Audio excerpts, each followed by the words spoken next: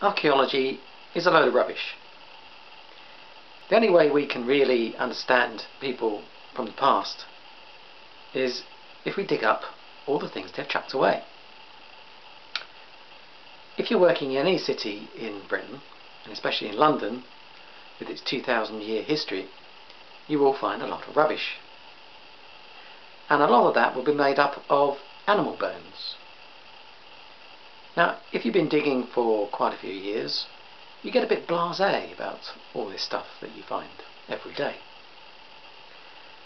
And one day on a site in London, I was digging a pit and quite a lot of animal bone was coming up. But there was one particular piece that I really had to look quite hard at because I didn't understand really what was going on. And it looked something like this.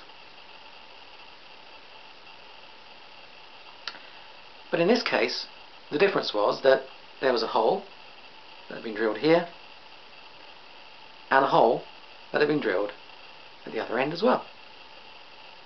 But the most amazing thing was it was completely flat on one side, almost glass flat, beautifully smooth. So I went up to my supervisor and I said, I don't really understand what's going on here.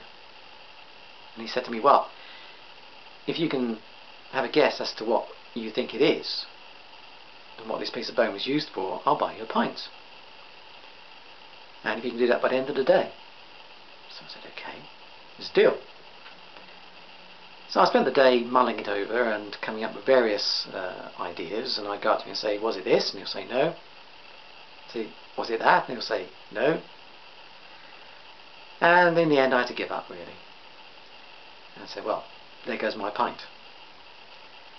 And he said, well, in actual fact, it's a skate.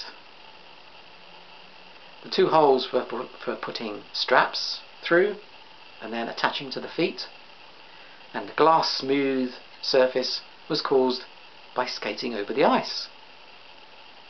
In this particular case, it was the Thames. And the Thames was a lot wider than it is now, and consequently it was a lot more shallow. So during a particular cold spell, it used to freeze over and people could walk on it. And so they had frost fairs where they would have some fun and also buy and sell goods. Now, I thought this was absolutely fantastic to find one of these. I've never seen one before and I've never seen one since. And even though I didn't guess what it was, I still got my pint. Now, below you will see a description from a medieval writer about how these skates would have been used, and also a photograph showing what they would have looked like.